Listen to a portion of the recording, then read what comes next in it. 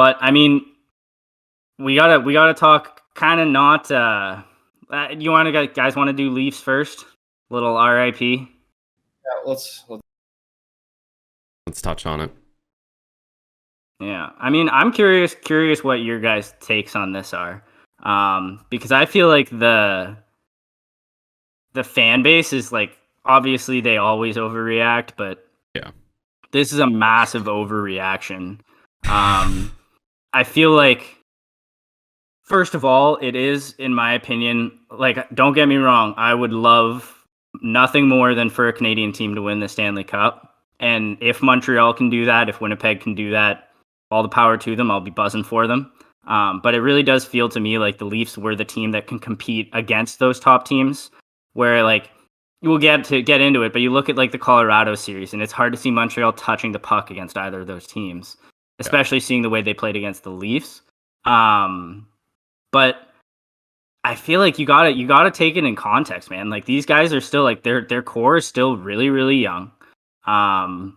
A lot of like you look at a lot of the teams that have had success recently didn't have success in the first few years of their stars' careers. I mean, Stamkos, the Lightning didn't do shit in his first 5 seasons. Washington didn't do shit with Ovechkin's first 5 seasons, right? I don't even think they got out of the first round. You look like even Colorado, people forget like McKinnon, he's got a bargain contract now, but when he signed that deal, he was not like, it was a pretty value deal. Like he wasn't getting underpaid a whole lot given his production. Right. So I feel like you kind of have to take it as a grain of salt. You know, they're developing, and I think a lot of people are also overlooking the Tavares injury. I mean, yeah, you should still be able to win that series without him, but especially how Montreal plays and how defensively they play, and how much of a problem Carey Price is.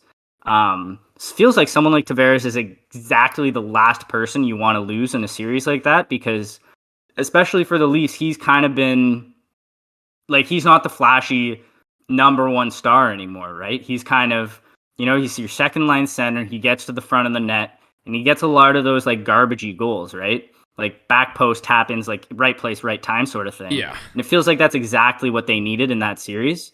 And so, I mean, that, like, obviously you can't, in my opinion, part of winning the cup is getting lucky. You have to be able to stay healthy. You have to get the right bounces. And it felt like Toronto didn't have any puck luck in this series. And then obviously they weren't able to stay healthy either. So, I mean, I think you run it back with the same lineup or as close to it as you can. And you just got to give it a few kicks at the can, man. Like, it's not like you can build a team and then immediately win. It's just not the way it works. Yeah. Them talking about Marner getting traded, to me, is, I agree with everything you said. Like, them talking about like blowing the team up and trading people, like, this was the same stuff that they were all talking about with Nylander a couple years ago. We don't need this guy, get rid of him. Now look at him, one of the best performers of that series. And nobody's talking about Nylander trade. They're all talking about Marner, because it just seems like, it just seems like they've not really been really hurt, like this group of players, from like a tough loss like that, like where you really feel the playoffs, you're so close to moving on, but you can't jump the series ahead and start thinking about your next series when you haven't won that current series yet. It seems like as soon as they lost that game 5, they got super scared, like, oh no, we're gonna do this again. And maybe this fires them up. I think they run it back with this team one more year. If nothing happens, same kind of exit, then maybe start thinking about it. But for Dubas or Dubas, whatever you want to say. What? Yeah. Oh, I'm French. Dubas. Dubas. I think it'd be silly for them to do a big trade or something and not give this team another shot, because it was, in the whole regular season, one of the better teams that they've had in a while. Just seems like, like you said, health and everything kind of played a factor. So getting rid of Marner too, like, I don't know who you're going to trade him to or get a piece back where you get something that you think is more valuable. So stick with it, and then maybe one more year you might look at it a little bit differently. So yeah. Colton, you know what? What's your take? I'm slightly different than both of you guys. I'm not jumping on the bandwagon of like, trade one of the big 4 guys that they have. that Toronto's known for. But I personally think like something needs to change. Right now they're working with a short amount of time to be able to get this done, and I mean, there's already been talks in the last couple of years about when Austin Matthews goes to re-sign, like he's just going to re-sign in Arizona, right? So with that being said, that's obviously a theory, but the possibility of it happening it's pretty high. If they have no success in the next couple of years, does Austin Matthews want to sign somewhere else? Like, is it almost like a Jack Eichel situation where it's like the team isn't really going anywhere, so it's like, what's the point of staying? You know what I mean? I personally think that the problem isn't Mitch Marner, and it's not Austin Matthews or Tavares or Nylander. I think it's more on the blue line. Like, I think their blue line is just not up to snuff with the other teams. Like, you look at some of the best teams in the league right now, and look who's on their blue line. Like, their number one guy right now is Morgan Riley, and if it's not Morgan Riley, then it's TJ Brody, Muzzin.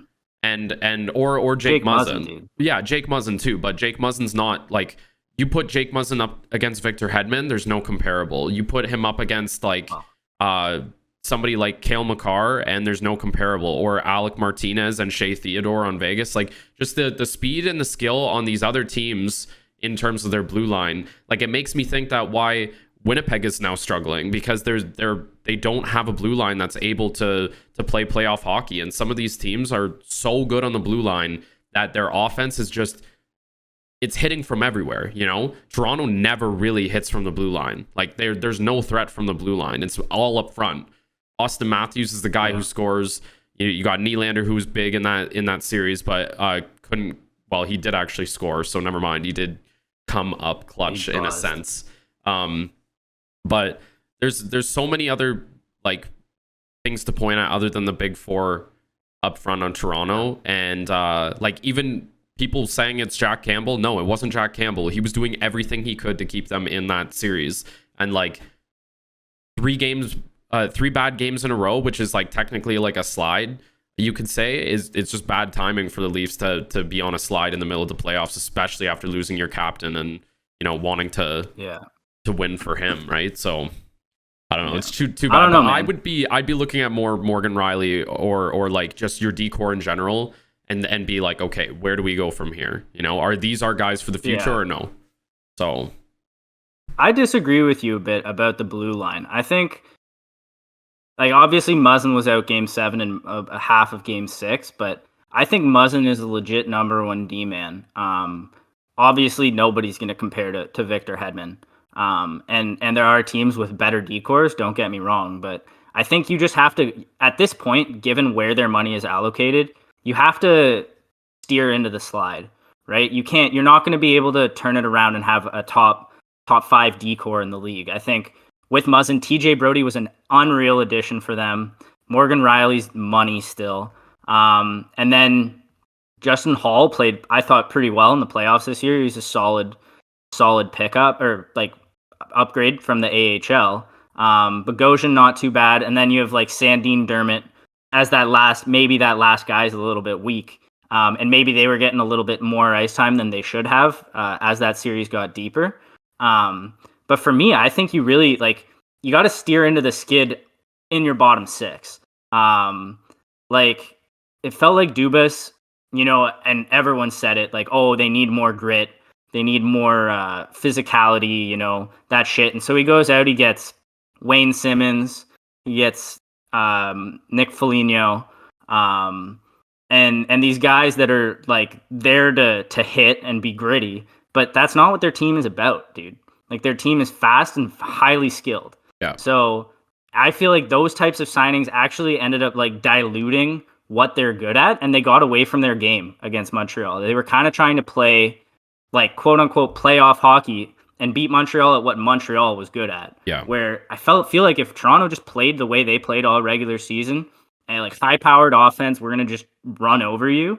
I feel like they would have been better off that way. And like, you look at like the bottom 6 Carolina has, and I think Carolina is like obviously buzzing because Steve's in that bottom 6, but you look at those guys and it's like younger players that aren't necessarily those grit guys. Like, they're playing that role, but they're not like they're still skilled, they're fast, and they can play physically when they need to. And I think it's like you see like Mitch Marner on the penalty kill, and it's like often the best players are going to be the best at whatever they do. You just have to allocate their time when they're going to produce offensively rather than defensively. So I think instead of trying to find quote unquote grit, you just need to find good, fast, skilled players and then put them in that role. I mean, we saw how effective Jason Spezza was in the bottom six role. Yeah. He's not your typical gritty player, right? And he was super effective. So I think you make some moves there. And then another thing is, I think that Freddie Anderson's done. You don't need him. Jack Campbell has proven he can be a number one, and he's getting paid half the price. So get Freddie Anderson out of there, free up some space to maybe bring in a signing in that bottom six, or maybe a